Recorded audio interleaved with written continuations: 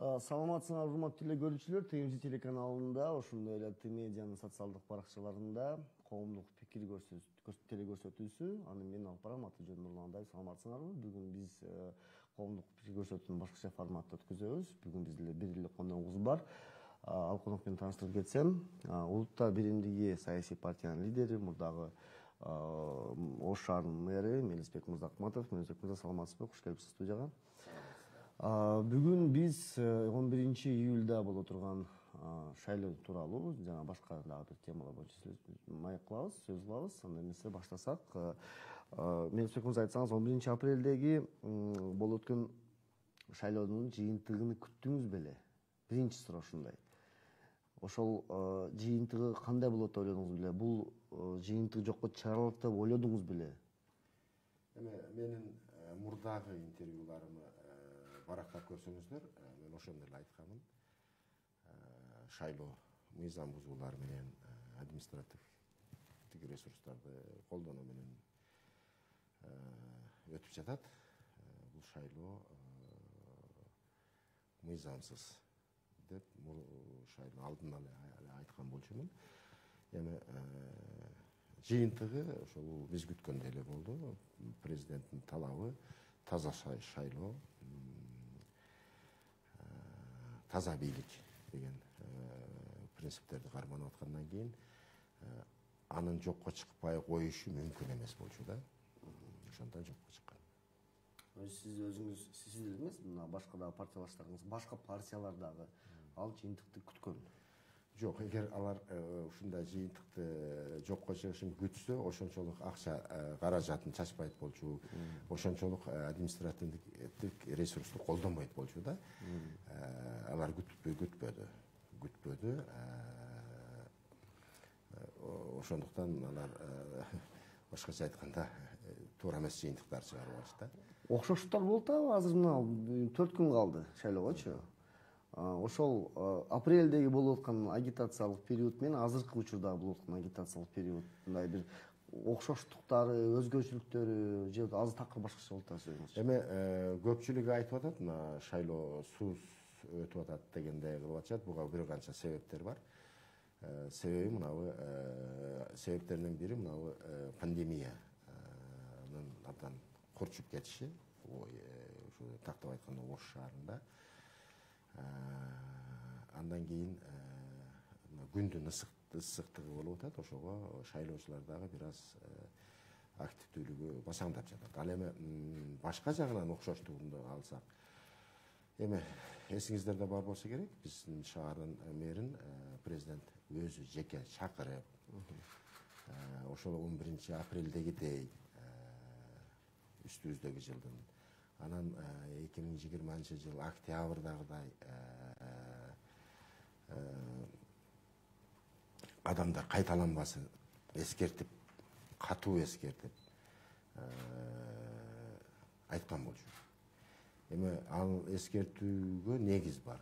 Себеби ошол былтыркы бийлик алмашууда дагы, кечеги жокко чыккан шайлоодо дагы ушул Ош шаары эң көп мыйзам бузууларга, шайлоо мыйзамдарын бузууга, административдик ресурстарды колдонууга айыпталган болчу.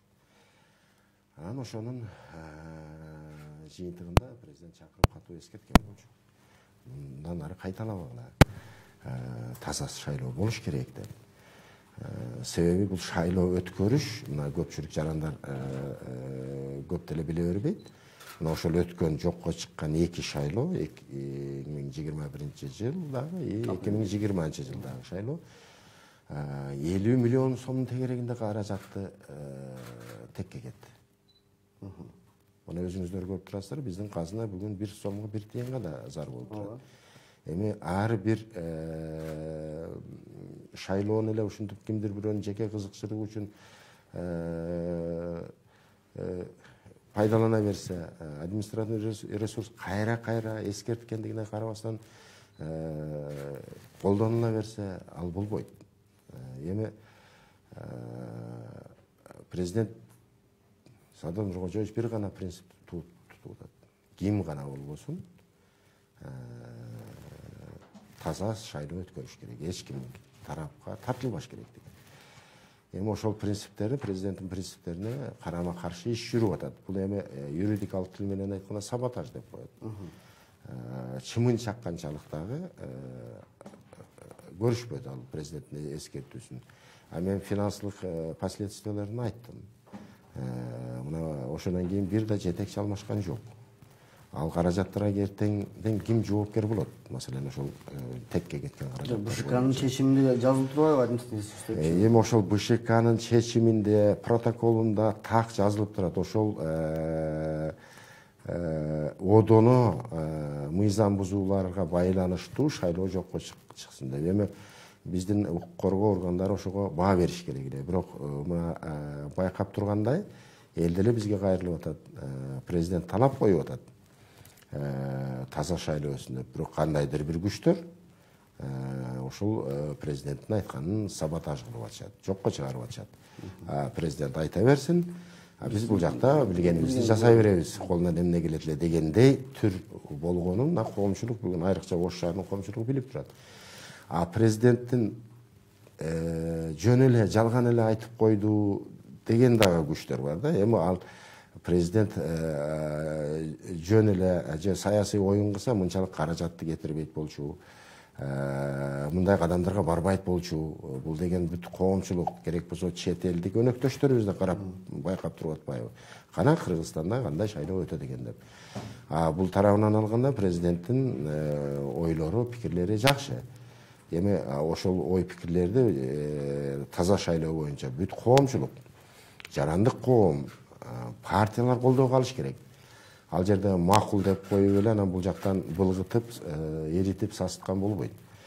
Себеби Кыргызстан качан гана таза шайлоо болгондугуна өнүгөт. Ошол чындап идеялардын күрөшү, программалардын күрөшү болгондо гана шаарыбыз өнүгөт. Мамлекетибиз өнүгөт. Эми президенттин тилеги ошол болуп атат. Бирок ал тилеген максатка ашырта койбой атат. Мына бүгүнкү күндө дагы ошол мурдагыдан кем эмес, ашып кетсе ашып кетет. Кем калбаган административдик ресурс колдонуп атат. Азыр болуп атат. Азыр болуп атат. Эми жөнөкөй жарандар түшүнбөшү мүмкүн. Бул административдик ресурс деген эмне деп. Маселен, ушул эле шайлоодо саясий көз карашына карап дагы бир нече жетекчи ишинен алынды. Куугунтукталып, чакырып, тим эле эртең капа болуп калбагыла, көрүшөбүз. Ачык эле коркутуу. Деп эле ачык коркутуу, ачык үркүтүү болуп жатат. Себеби бул шаардык бийлик мурдатан ушинтип көнүп калганда ошол жаман адатынан кайра кайталбай атат. Эч бир мындай таза шайлоо дегенде элестете албай атат. Демек кандай гана жол менен болсо утуш керек. Мына бүгүнкү күндө 18ден ашык арыз келип түшүп атат. Шайлоо боло элек жатып. Бүгүн эле. Бүгүн эле. Мына канчалаган мына газыңы кыркып коем деген видео обращениялар болуп атат. Мына акча менен колго түшүп атат. Мына социалдык сеттер бүгүн эле ошол мыйзам бузууларга толуп кетти. Мына сиз экөөбүз андай жасай албайбыз. Ошо кимдин колунда бүгүн азыр көптүр бийлиги болсо да, регионалдык, шаардык болсо да ошолор жасап жатат. Эми мен ишенип турам, президент дагы дыкат көз салып турат. Эмне болуп атканын ал киши кабардар бүгүнкү күндө дагы. Эми бир аз эсине келсе жакшы болот эле. Себеби айтып атпайбызбы, акча каражаты кетип атат. Эми акыр аягында келип шаарда бир мындай тынч агымга түшүп, ыраттуу жашоого өтүп, депутаттарын шайлап, шаардык кеңешин курап дегендей бюджеттерди карап, мына ааламдык коркунучтарга карата бир чараларды көрө турган мезгил келди да. Анан качанга чейин эле бир адамдын капризинен эле шайлоо кайра бузула берет. Шаардыктар күтүп атат. Качан биз ошол бир ыраттуу жашоого өтөбүз. 12 апрель күнү не болушу мүмкүн анда? Не болушу мүмкүн? Шайлоо жокко чыгышы мүмкүн. Толук кандуу ыкмал. Толук кандуу. Эгер бүгүн эрте эсине келбесе. аз убакыт калды. Өткөнкү шайлоодо 11 мандат алганга жетиштиңер да силердин партияңарчы, 11 мандат. Аны кантип алдыңар? Кантип жетиштиңер айтыңызчы? Эми шаардыктар көпчүлүгү билет, мына биздин көп жылдардан берки ветеран партиистерибиз бар. Өзүбүздүн элге сиңирген идеологиябыз бар, башкача айтканда точкаларыбыз бар өзүбүздүн. Биздин партиянын идеялаштары бар. Эми убагында подпольеге кетишкен. Азыр ошолор жанданып чыгып, ошо биздин идеяны колдоп чыгып жатышат. Эми биздин идеология бул консерватизм болгондо да неоконсерватизм, салттуулукту колдогон, ошол улут баалуулуктарын колдогон, мамлекеттин бүтүндүгүн колдогон ушундай бир ыйык ата бабадан келаткан салттуулукту колдогон идеология биздики. Ошондуктан көбү мына шаардыктар ошол идеологияга ынанат. Ынанып, анан кийин бизди ошол ээрчип бизге добуш берип атканы ошондон.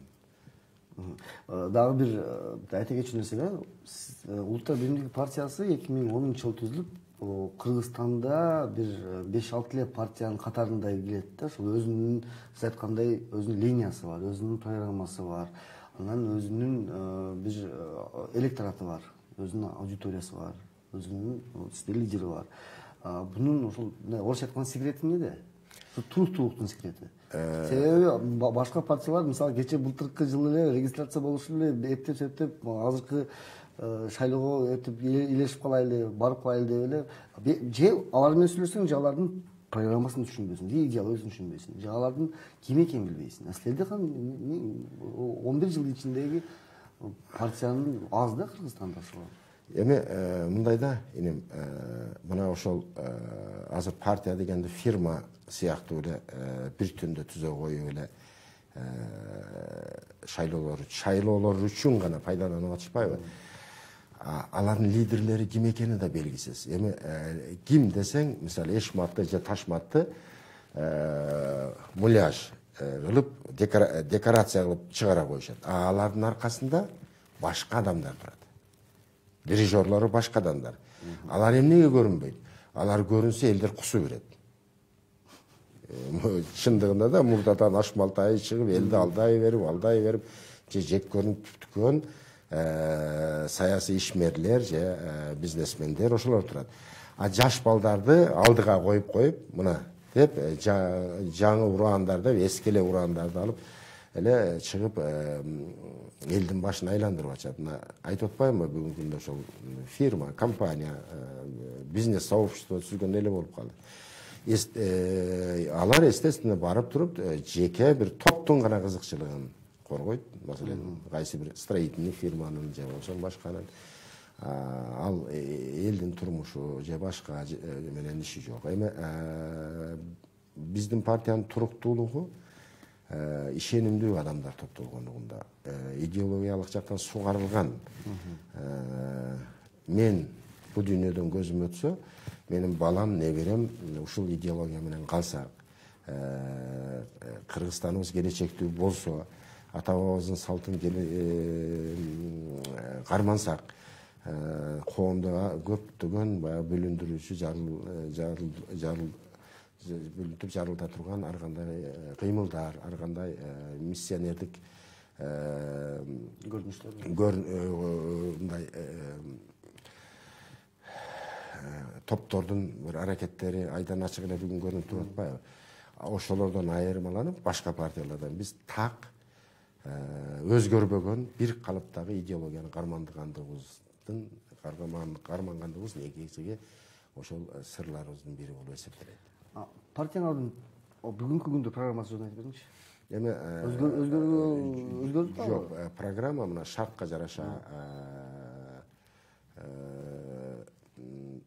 дүйнөлүк экономикалык өзгөрүштөргө жараша, саясий өзгөрүштөргө жараша мындай бир өзгөртүүлөр кирип турат. Бирок негизги багыты сакталат, өзөгү. Ошондуктан Биз көп эле өзүбүздүн негизги өзөктүк программабыздан четтеп кеткен жокпуз.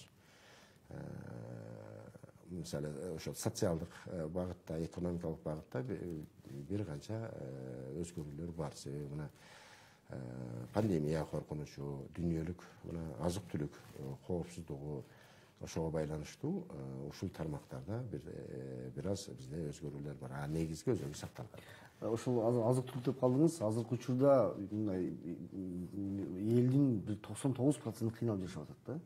1 килограмм этиң 500 чыгып калды айрым жерлерде. 5 литр майың 1000 сомго жакындап атат. Бул эми кандай деп сиз өзүңүз көз карашыңыз качан токтошу мүмкүн бул нерсе? Жөнөкөй карапайым эл качан биз тоюп эт жеп, биз жакшы каалаган нерсени сатып алат. Ошол эле учурда мындай оштурча айтканча тапкан дараматы жетпей атат.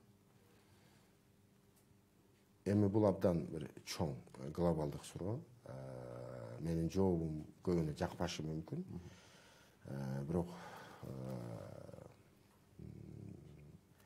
прогноздор, анализдер ушуга алып келет.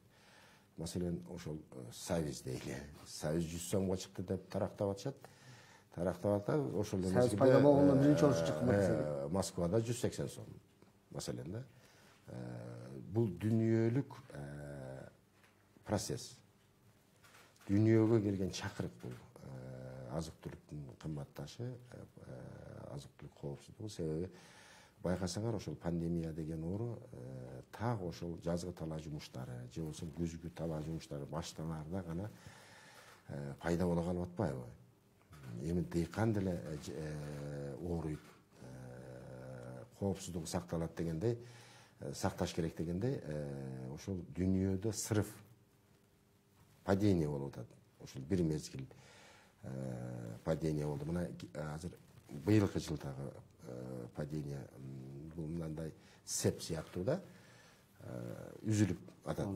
Ошол ырааттуу алына турган түшүм үзүлүп болуп атат. Ошондуктан бул дүнүйөлүк процесс. Бир гана чара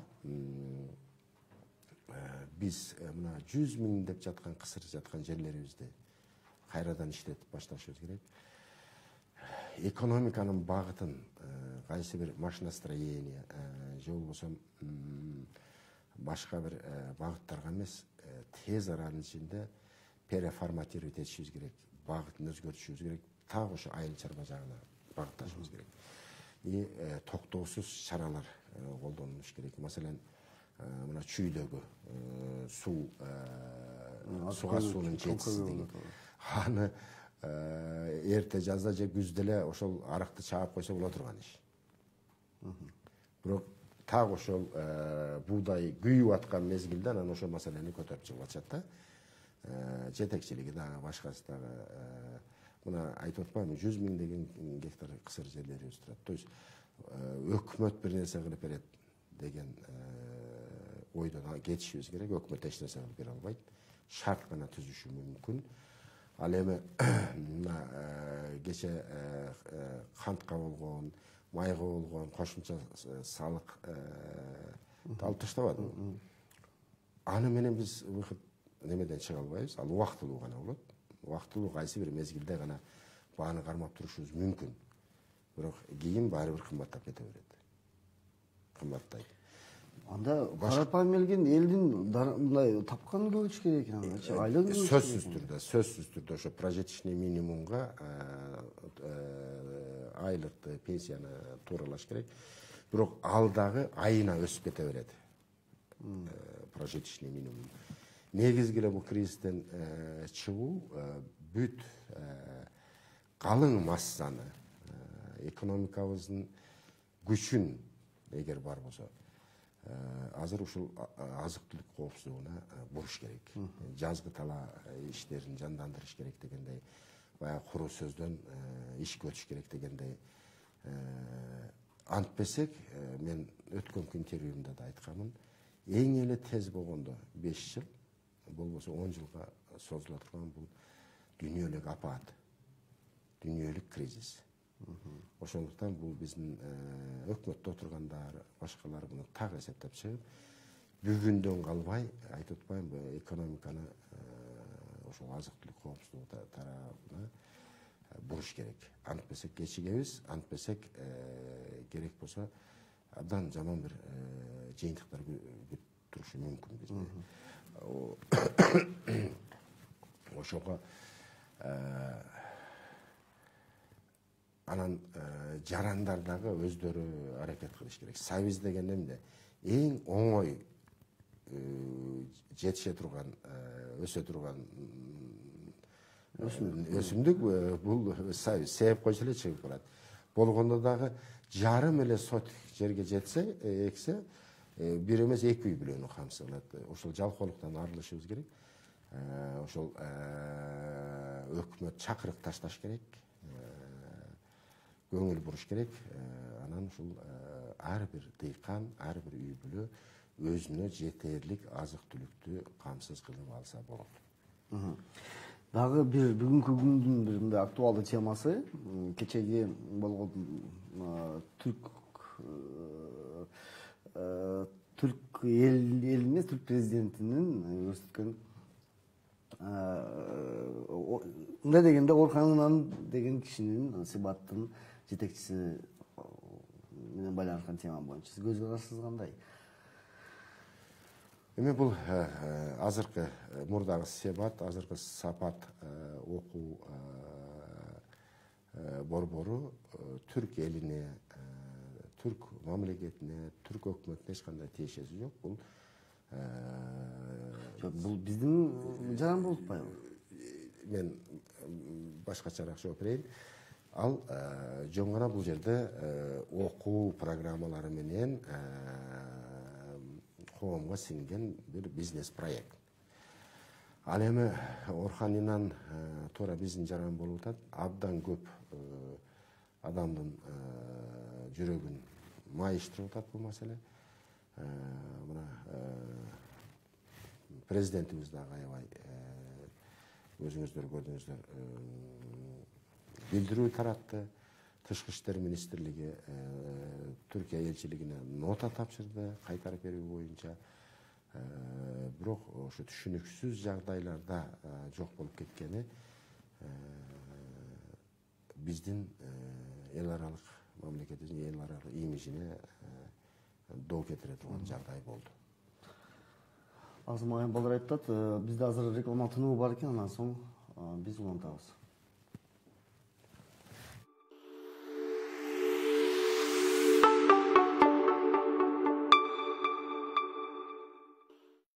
Ош, биздин шаар.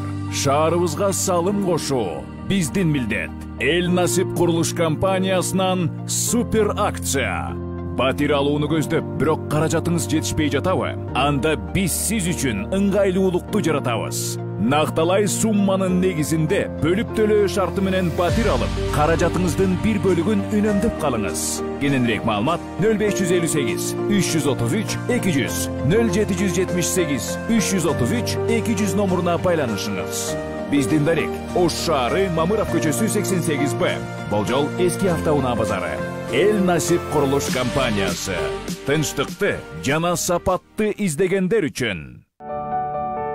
Батыралы Сыдыков атындагы Кыргыз-Өзбек эл аралык университети 2021-2022 окуу жылына карата экономикалык, юридикалык, педагогикалык жана инженердик багыттар боюнча жогорку жана орто кесиптик, ал эми медициналык багыт боюнча орто кесиптик адистиктерге абитуриенттерди кабыл алууну жарыялайт. Университеттин заманбап материалдык техникалык базасы, кесипкөй профессордук окутуучулук курамы, жаратман илим-поз окумуштуулары жаштардын жаркын келечегине жол ачат. Урматтуу бүтүрүүчү, ааламдашуу доорунда жогорку интеллектуалдык деңгээлге жетип, дүйнөлүк мейкиндикти багындырам десеңиз, Батыралы Сыдыков атындагы Кыргыз-Өзбек эл аралык университетин тандаңыз.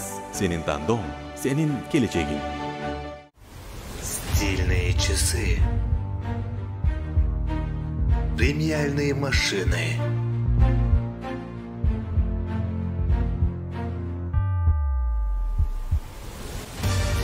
Современные дома. Шикарные апартаменты.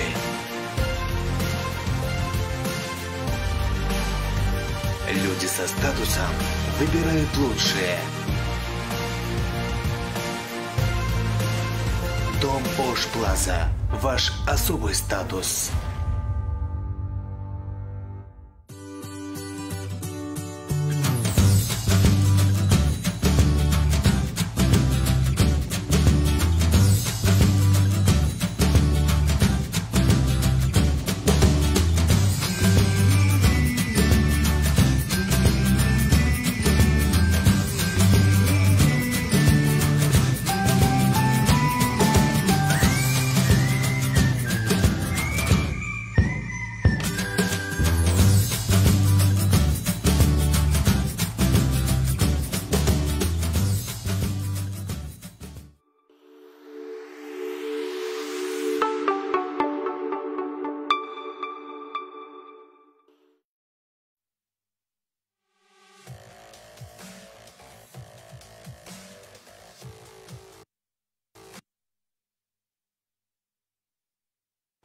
Дагы бир саламатсыңар урматтуу телекөрүүчүлөр, Темиз телеканалында коомдук пикир көрсөтүүсү. Бүгүн биздин конокто Улуттар Биримдиги саясий партиясынын лидери Мелисбек Мырзахматов.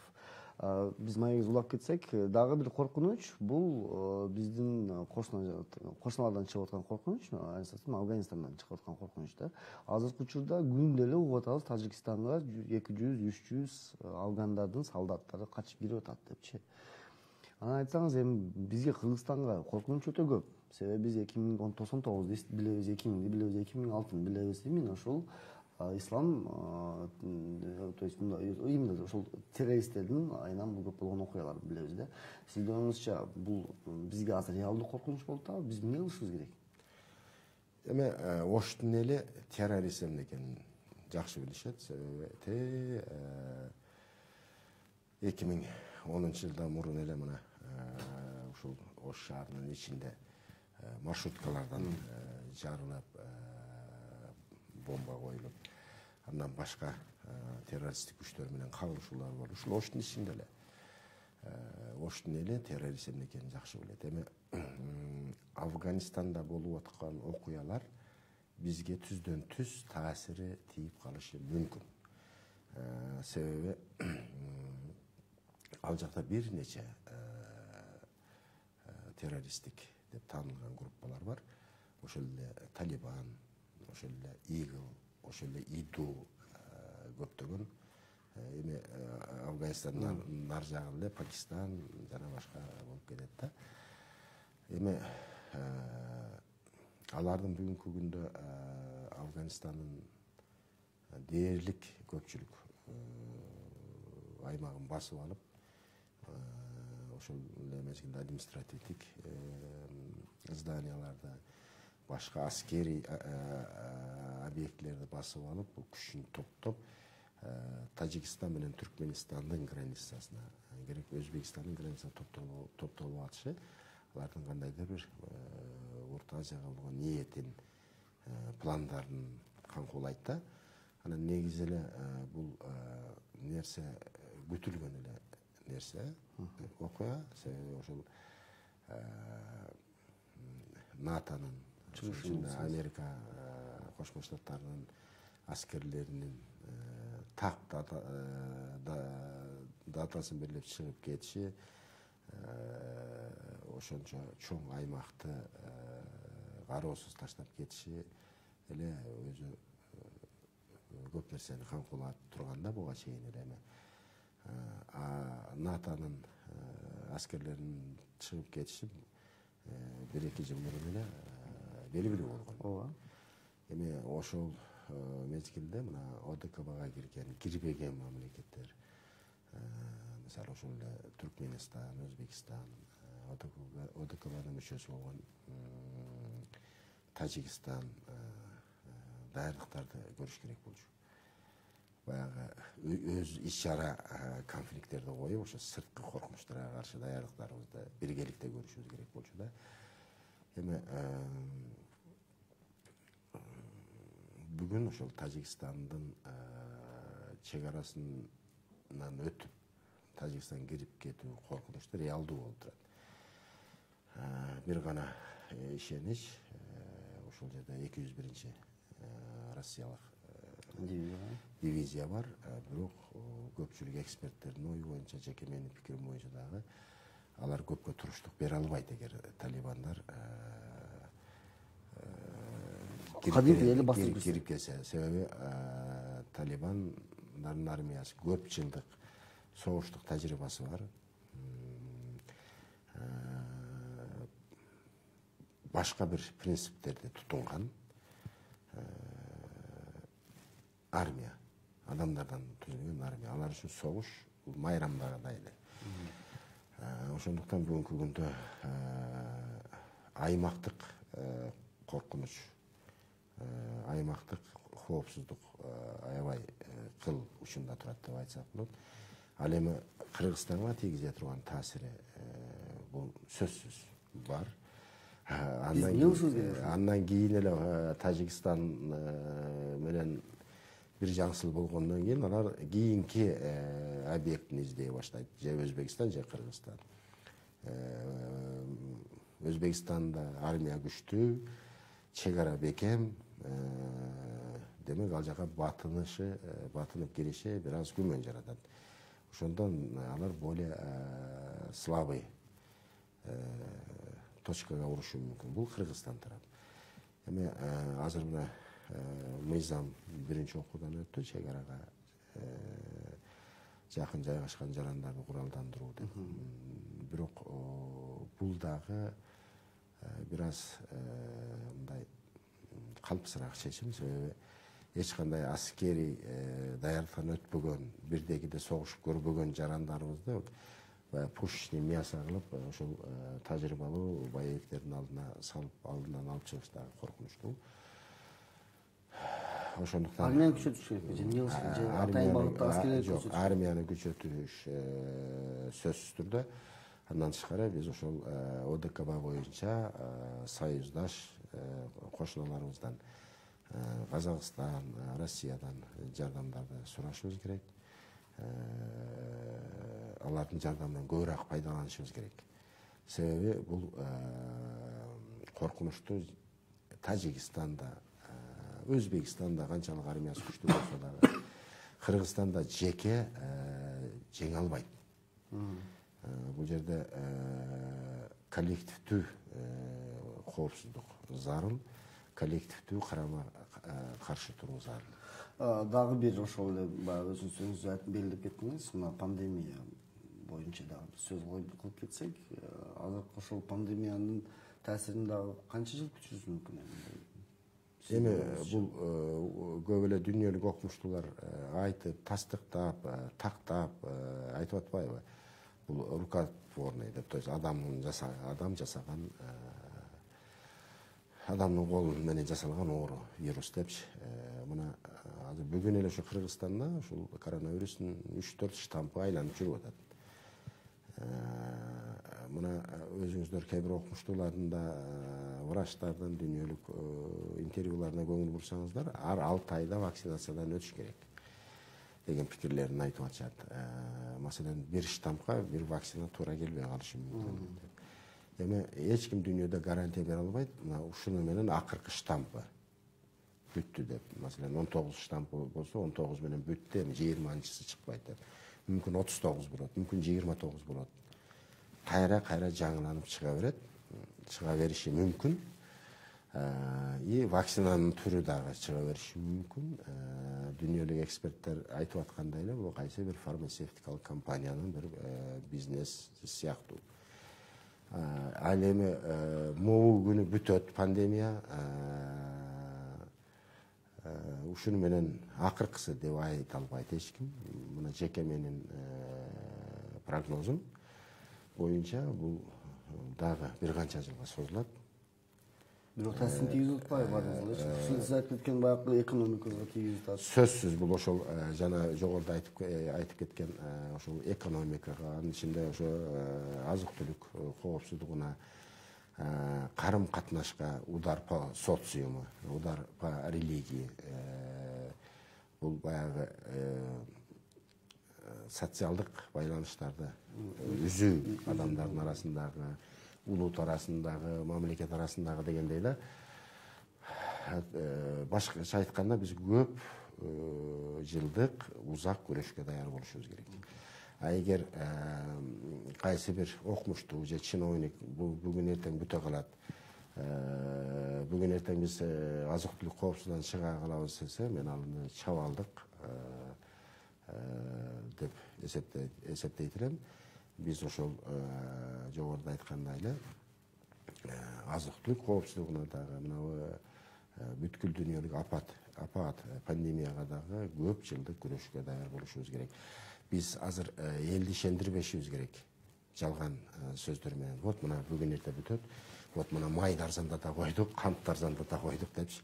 Ал убактылуу гана көрүнүштөр. Биз элди тескерисинче биригип чогуу өкмөт менен бирге жарандык коом биригип туруп ушу жалпы дүйнө жүзүндө келген апатка бирге күрөшүүгө чакырышыбыз керек. Аларга ачык айтышыбыз керек. Бул бүгүн эрте бүтө койбойт. Мына бүгүн сиз айткандай 5 литр май 1000 сом болот, эртең 2000 сом болушу толук мүмкүн. Ошон үчүн шайманыңызды алайлы дагы бардыгыбыз бош жаткан жерлерибизди иштетейли. Той топурду токтотойлу. Тажия, мажия дегенди токтотойлу. Ресторандарды токтотойлу дагы могу пандемиянын жайылышына бөгөт коёйлу. Ар ким өзү жеке коопсуздугун камсыз кылсын. Анын жарандын жеке коопсуздугун министр здравоохранения же премьер-министр же президент камсыз кылып бере албайт. Ар бирибиз өзүбүздүн жеке коопсуздугубузду жана үй бүлөбүздүн коопсуздугун өзүбүз гана камсыз кылышыбыз керек. Себеби жан, жашоо бизге гана керек. Ал эми жемек, ичмек, ошол май ичмек, буудай, нан жемек дагы бизге керек. Ошондуктан эрикместен, земикпестен жалкоолугубузду таштап, ошол бош жаткан жерлерди иштетишибиз керек. Өкмөттөн талап кыла турган багыттар такыр башка. Маселен ошол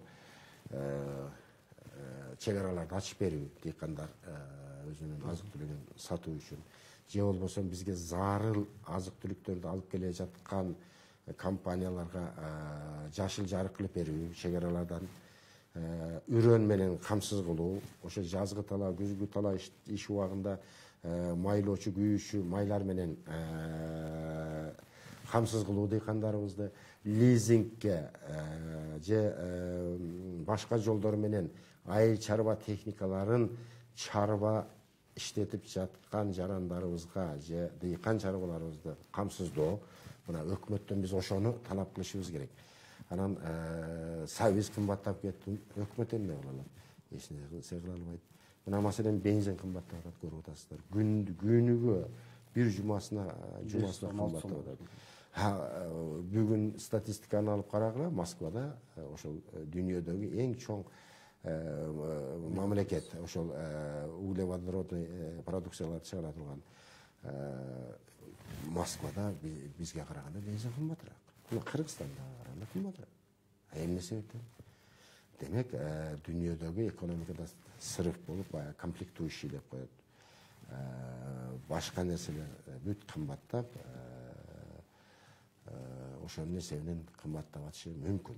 Анан эми мындай да, бизге билинбей атат да, тиги эшмат той кылып атат, ташмат аш берип атат, пандемияны биз сезбей атабыз. Дүйнөдө, маселен ошол G20, G8 деген ири экономикасы бар мамлекеттер өзүнүн экономикалык структураларын, келишимдерин башкадан карап чыгып атышат. Чоң гигант ишканалар, трансконтинентальный ишканалар өздөрүнүн ишканаларын жаап атат убактылуу. Так ошол пандемияга карата жугуп кетпесин, көбөйүп кетпесин деп алардын өкмөтү ошол талапты коюп атат. Ошондуктан көп жерлерде азыр ошол биздеги өндүрүш тармагына комплектующийлер жетпей атат. Тетиктер. Бизге гана билинбегенде, мына шаарды аралап көрүңүз, оюн, күлкү, тамаша, эч кандай жеке коопсуздук деген каралбайт. Башка Европа мамлекеттеринде, башка өнүккөн мамлекеттерде керек болсо карым катнаш, керек болсо бүт мамлекеттик ишканалар онлайн режимине өткөн. бир үй бүлөдө дагы ар канча мүчөсү болсо алар контакт кылбайт, айрым жашашат. Себеби ошентип бир абдан бир тартип менен бул пандемияны жеңип атышат. Анан бул жерде эч кандай саламаттык сактоо министри же болбосо өкмөт жардам бере албайт, эгер биз өзүбүз бузуп атсак. А эгер өзүбүз бош жаткан жерибизди айдабай атсак, ага эч кандай келип бирөө айдап бербейт. Айтып атпаймынбы, өкмөттөн талап кыла турган нерселер такыр башка. Анан сабиз эгип бербедиң деп талап кылыш ал туура эмес. Өкмөттөн башка глобальный нерселерди талап кылыш керек. А өкмөт дагы мен жогоруда айткандай тез аранын ичинде токтоосуз биринчи кадамдары бүт экономиканы бүгүн бир гана айыл чарбасына буруш керек. Себеби бул кризис узак болот. Анан буну калпсыз карабаш керек, үстүртөн карабаш керек. Быйылча чыйып кетебиз, кантты арзандатып койдук, майды арзан. Ал болгону бир аз гана убакытка гана жардам, андан кийин дагы кымбаттап кетет. Ошондон өзүбүздүн айыл чарбабызды мобилизация кылышыбыз керек. Өзүбүздүн жарандарыбызды мобилизация кылышыбыз керек. Өзүбүздүн жарандарга чакырык ташташыбыз керек. Эми акыркы сөз ушул эркин микрофон эртеги 11-июлда болуп турган шайлоо боюнча өзүңүздүн электоратыңызга, өзүңүздүн партиялаштарыңызга, конкуренттериңизге кандайдыр айта турган сөзүңүз барбы? Оштун элине. Эми конкурент деген бул саясатта болбош керек. Эми атаандаш дейбизби, эми кимдин программасы, идеясы өтүмдүү болсо ошол утат. Бирок бүгүнкү шартта жанагы айткандай акча роль ойногон коомдо эч кандай идеология, эч кандай платформа таасир этпей жатат, айрыкча Ошто. Анан эми Оштун эли ошол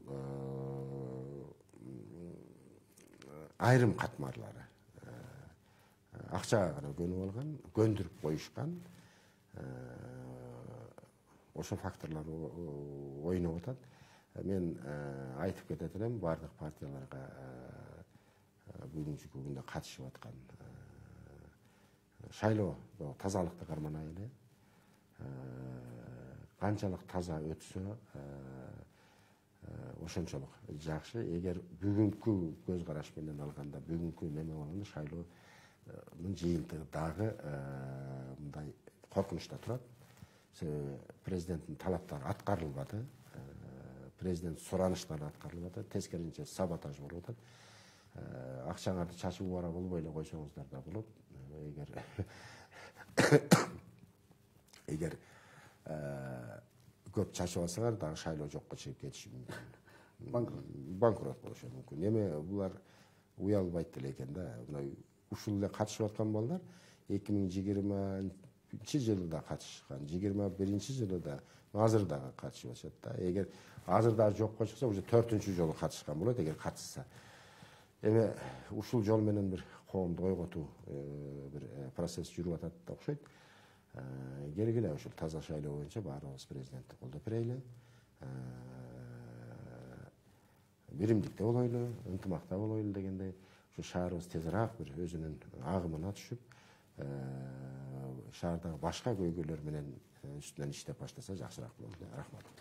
Рахмат чоң, урматтуу көрүүчүлөр. Сиздердин назарыңыздарга коомдук пикир көрсөтүүсү болду. Аны мен Нурлан Адаев алып бардым. Бүгүн биздин конокто Улуттар биримдиги партиясынын лидери, Ош шаарынын мурдагы мэрі Мелисбек Мырзакулов болду. Рахмат чоң келип бергениңизге. Сак саламат калыңыздар.